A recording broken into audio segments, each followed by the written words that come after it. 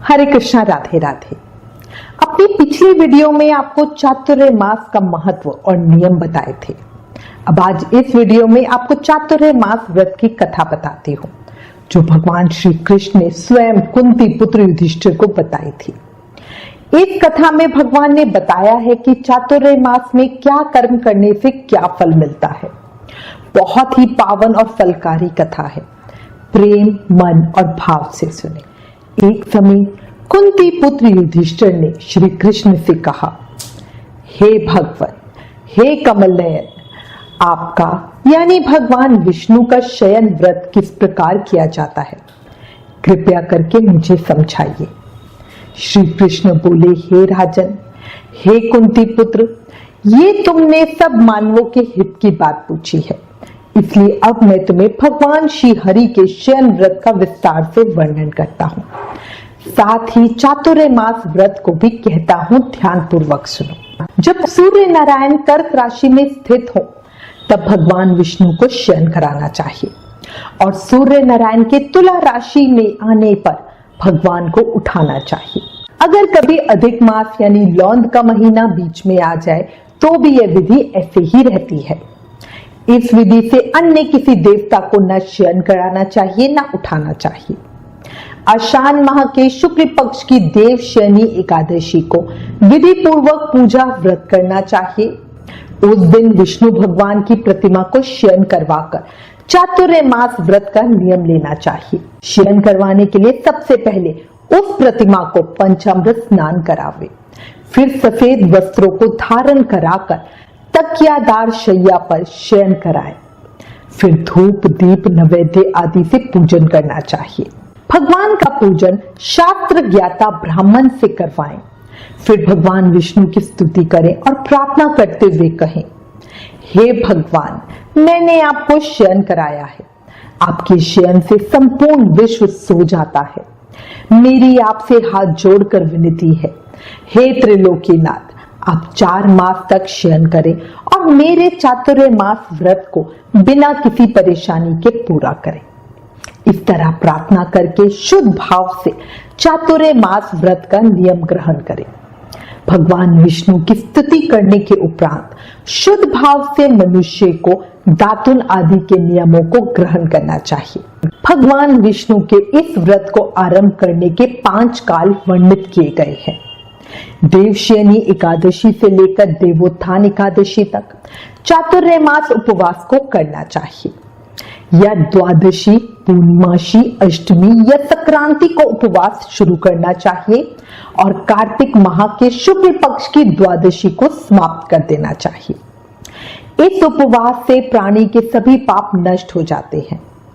जो मनुष्य इस चातुर्मास व्रत को प्रतिवर्ष करता है, वह सूर्य के समान क्रांतिमान होकर विमान पर बैठकर विष्णु लोक को जाते हैं। हे राजन, अब आप इसमें दान का अलग अलग फल जाने। देव मंदिरों में रंगीन बेल बूटे बनाने वाले मनुष्य को 7 जन्मों तक ब्राह्मण की योनि मिलती है। चातुर्मास के दिनों में जो मनुष्य भगवान विष्णु को दही, दूध, घी, शहद और मिश्री आदि पंचामृत से स्नान कराता है, वह वैभवशाली होकर अनंत सुख भोगता है। श्रद्धा पूर्वक भूमि, स्वर्ण, दक्षिणा आदि ब्राह्मणों को दान स्वरूप देने वाला मनुष्य स्वर्ग में जाकर देवराज के समान सुख भोगता है। भगवान विष्णु की स्वर्ण प्रतिमा बनाकर जो मनुष्य उसका धूप, दीप, पुष्प, नैवेद्य आदि से पूजन करता है, वह देवलोक में जाकर अनंत सुख भोगता है। चातुर्मास के अंदर जो मनुष्य नित्य भगवान को तुलसी जी अर्पित करता है, वह स्वर्ण के विमान पर बैठ के विष्णु लोक को जाता है। भगवान विष्णु का धूप, दीप से पूजन करने वाले मनुष्य को अनंत संपत्ति मिलती है। इस एकादशी से कार्तिक के महीने तक जो मनुष्य भगवान विष्णु और अश्वत्थ वृक्ष यानी पीपल के पेड़ की पूजा करते हैं, उन्हें विष्णु लोक की प्राप्ति होती है। जो मनुष्य चातुर्मास व्रत में संध्या के समय देवताओं तथा ब्राह्मणों को दीपदान करते हैं, तथा ब्राह्मणों को सोने के पात्र में वस्त्र दान देते हैं, वह विष्णु लोक को जाते हैं। भक्ति पूर्वक भगवान का चरणामृत लेने वाले मनुष्य इस संसार के आवागमन के चक्र से मुक्त हो जाते हैं। जो मनुष्य भगवान विष्णु के मंदिर में नित्य प्रति 108 बार गायत्री मंत्र का जाप करते हैं, वे कभी पापों में लिप्त नहीं होते। पुराण तथा धर्म शास्त्र को सुनने वाले और वेद पाठी ब्राह्मण को वस्त्रों का दान करने वाले मनुष्य दानी, धनी, ज्ञानी और यशस्वी होते हैं। जो मनुष्य भगवान विष्णु या शिवजी जी का स्मरण करते हैं और अंत में उनकी प्रतिमा दान करते हैं, वे समस्त पापों से मुक्त होकर गुणवान बनते हैं। जो मनुष्य सूर्य नारायण को अर्घ्य देते हैं और समाप्ति में गौदान करते हैं, वे निरोग्यता, दीर्घायु, यश, धन और बल पाते हैं। जो मनुष्य चातुर्य मास में गायत्री मंत्र द्वारा तिल से होम करते हैं और चातुर्य मास समाप्त हो जाने पर तिल का दान करते हैं, उनके सभी पाप नष्ट हो जाते हैं और निरोगी काया मिलती है तथा अच्छी संस्कारवान संतान की प्राप्ति होती है। जो मनुष्य चातुर्य मास में अन्न से होम करते हैं और समाप्त हो जाने पर घी, घड़ा और वस्त्रों का दान करते हैं, वे ऐश्वर्यशाली होते हैं तथा ब्रह्मा के समान भोग भोगते हैं।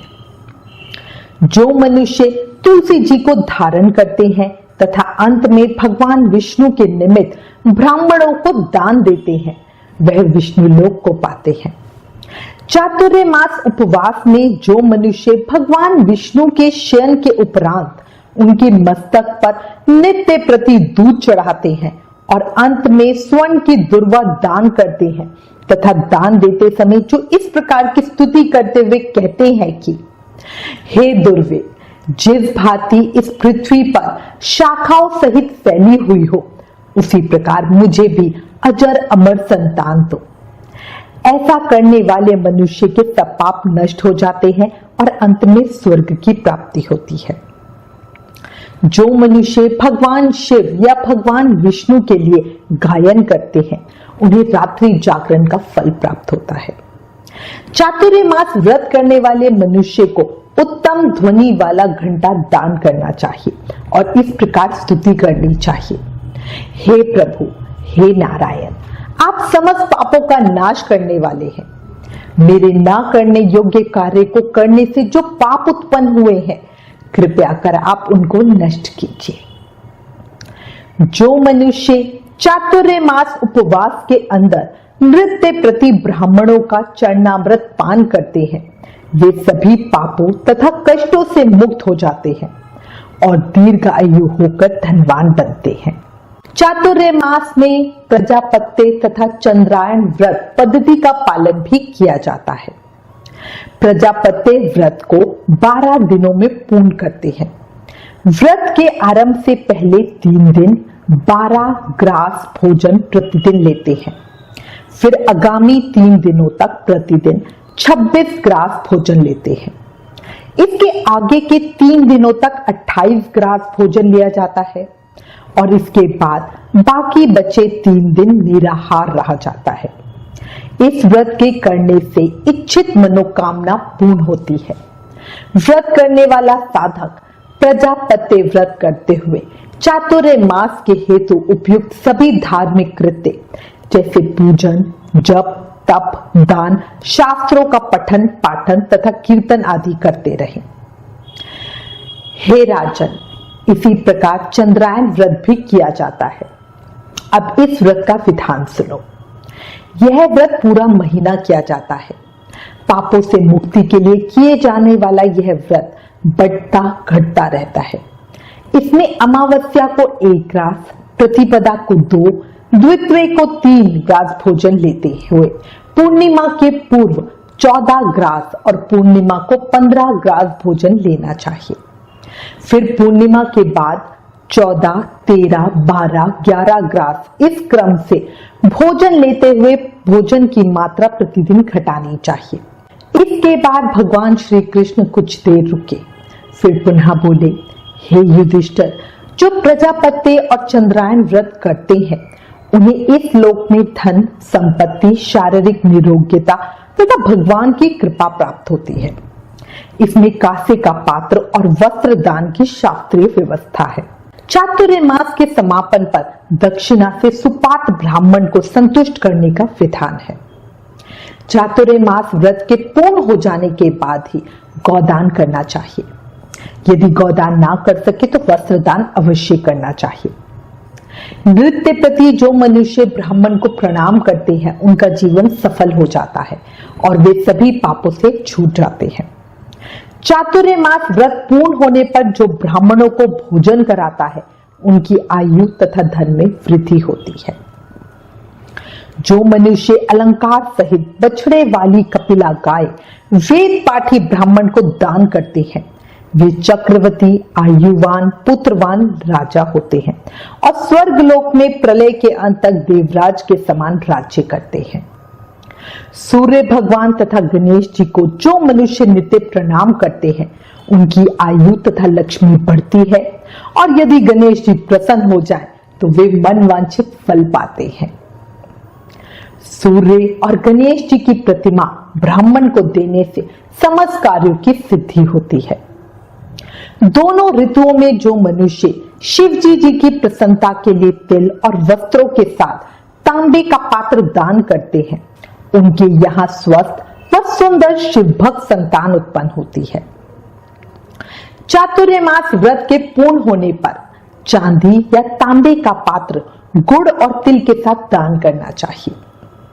भगवान विष्णु के शयन करने के उपरांत जो मनुष्य यथाशक्ति वस्त्र और तिल के साथ स्वर्ण का दान करते हैं उनके सभी पाप नष्ट हो जाते हैं और वो इस लोक में भोग तथा परलोक में मोक्ष प्राप्त करते हैं। चातुर्मास व्रत के समाप्त होने पर जो मनुष्य शय्या दान करते हैं उनको अक्षय सुख की प्राप्ति होती है और वे कुबेर के समान धनवान होते हैं। जो मनुष्य वर्षा ऋतु में गोपी चंदन देते हैं उन पर भगवान प्रसन्न होते हैं। हे कुंती पुत्र, इस चातुर्मास व्रत को करने वाला मनुष्य गंधर्व विद्या में निपुण और स्त्रियों को प्रिय होता है। जो मनुष्य चातुर्मास में ब्राह्मणों को शाक फल आदि देते हैं और अंत में यथाशक्ति दान, दक्षिणा, वस्त्र आदि देते हैं वह सुखी राजयोगी बनते हैं। शाक और फल से देवता प्रसन्न होते हैं। जो मनुष्य बुद्धिमान ब्राह्मण को मोती दान करता है वह कीर्ति को प्राप्त करता है। इस व्रत में जो मनुष्य लक्ष्मी या पार्वती को प्रसन्न करने के लिए हल्दी का दान करते हैं और अंत में चांदी के पात्र में हल्दी रखकर दान देते हैं वे स्त्रियां अपने पति के साथ और पति अपनी स्त्री के साथ सुख भोगते हैं। इससे उन्हें सौभाग्य, अक्षय धन तथा सुपात्र संतान मिलती है और उनकी देवलोक में पूजा होती है। जो मनुष्य फल का दान करते हैं और व्रत के अंत में स्वर्ण दान करते हैं उनके सब मनोरथ सिद्ध हो जाते हैं। उनके यहाँ सुपात्र संतान पैदा होती है। फल दान करने से नंदनवन का सुख प्राप्त होता है। जो मनुष्य इस व्रत में पुष्प दान करते हैं उन्हें इस लोक में सुख और परलोक में गंधर्व पद मिलता है। चातुर्मास में वामन भगवान की प्रसन्नता के लिए ब्राह्मणों को दही युक्त भात खिलाना चाहिए। यदि रोज नहीं खिला सकते तो 4 अमावस्या, 4 पूर्णिमा और हर रविवार या शुक्रवार को खिलाना चाहिए। इस व्रत की समाप्ति में भूमिदान ना हो सके तो वस्त्र और स्वर्ण से युक्त पादुका का दान करना चाहिए। ऐसा करने से इस लोक में धन, धान्य, पुत्र तथा विष्णु भक्ति मिलती है और अंत में मनुष्य विष्णु लोक को जाता है।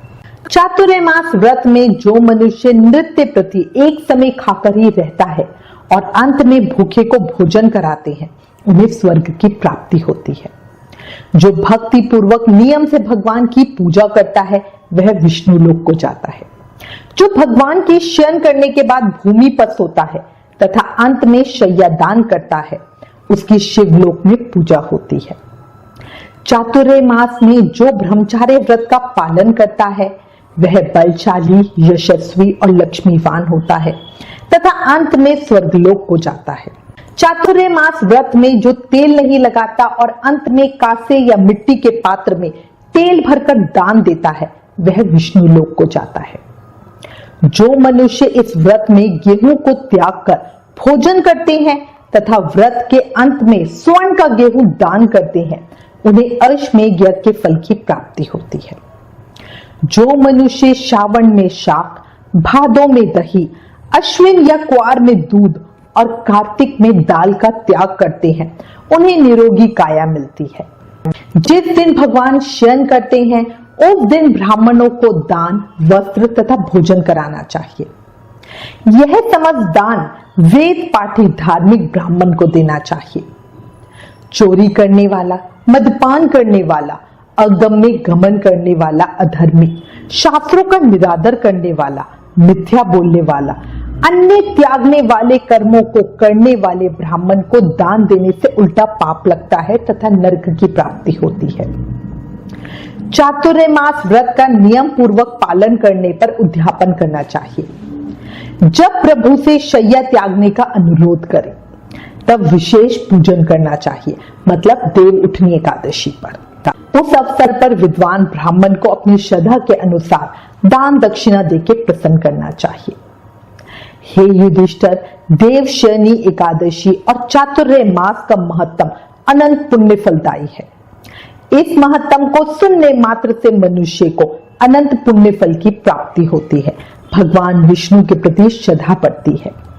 प्रत्येक मनुष्य को चाहिए कि वे पूरे आदर भाव, श्रद्धा और सामर्थ्य के अनुसार चातुर्य मास व्रत का पालन करें। चातुर्य मास महत्तम समाप्तम। ओम नमो नारायणाय नमः। मैं भगवान श्री हरि विष्णु के श्री चरणों में प्रार्थना करती हूँ, इस पावन महत्तम को सुनने वाले, हुकारा भरने वाले सभी मनुष्यों पर अपनी कृपा, प्रेम और आशीर्वाद बनाए रखें। अपनी भक्ति का दान दे, जीवन से परेशानियों का अंत करे। बोलो लक्ष्मी नारायण भगवान की जय। वृंदावन बिहारी लाल की जय। मोर मुकुट बंशी वाले की जय।